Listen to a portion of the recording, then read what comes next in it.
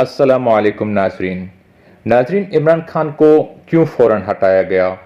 عمران خان نے ایسا کیا جرم کیا کہ امریکہ کو اسے فوراً اس کے عہدے سے ہٹانا پڑا، اور اگر امریکہ ایسا نہ کرتا تو اسے کس قسم کے نقصانات اٹھانے پڑ سکتے تھے؟ اس کو سمجھنے کے لیے پہلے دو تصورات کا احاطہ کرتے ہیں۔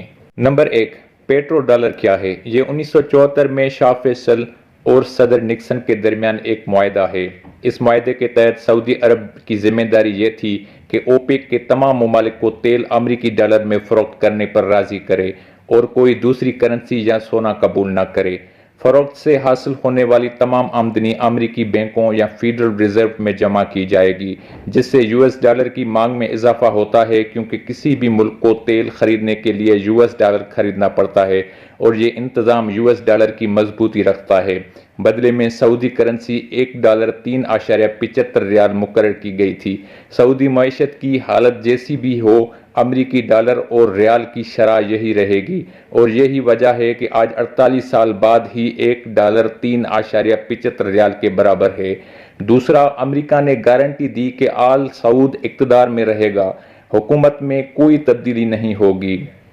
امریکہ کی ذمہ داری اس بات کو یقینی بنانا تھی کہ اوپیک ممالک میں سے کوئی بھی اس معاہدے سے کسی صورت بھی باہر نہ نکلے۔ عراق اور لیبیا نے بغاوت کی اور ہم سب جانتے ہیں ان کا کیا حالات ہوئے۔ نمبر 2، 1953 میں ہندوستان اور سوویت یونین روس کے درمیان ہندوستانی روپیہ روبل تجارت کے معاہدہ ہوا، جس کے تحت روس سے ہندوستانی خریداری کے لیے وہ ہندوستانی روپے میں ادائیگی کریں گے۔ اس سے ہندوستانی روپے کی مانگ میں اضافہ ہوتا رہے گا اور کرنسی مضبوط رہے گی۔ دوم، ہندوستان سے روسی خریداری کے لیے روسی روبل میں ادائیگی کریں گے، اس سے روبل کی مانگ میں اضافہ ہوتا ہے اور کرنسی مضبوط رہتی ہے۔ ایک ہندوستانی بینک روس میں ایک شاخ کھولے گا اور روس کا ایک بینک تجارت کے لیے ہندوستان میں ایک شاخ کھولے گا۔ یہ سمجھنا بہت ضروری ہے کہ یہ معاہدہ 1953 میں ہوا تھا، جو 1974 میں پیٹرول ڈالر کی معاہدے سے پہلے ہوا تھا۔ عمران خان پہلے پاکستانی وزیر اعظم تھے جنہوں نے 2019 میں پاکستانی روپے اور چینی یوان میں لین دینے کا چین سے معاہدہ کیا۔ اس معاہدے میں سیمی کنڈکٹر ٹرانسفارمرز، نشریاتی آلات اور الیکٹرونکس آلات شامل تھی۔ اگرچہ امریکہ اس سے خوش نہیں تھا، لیکن وہ چپ رہا کیونکہ اس میں تیل کا لین دین شامل نہیں تھا۔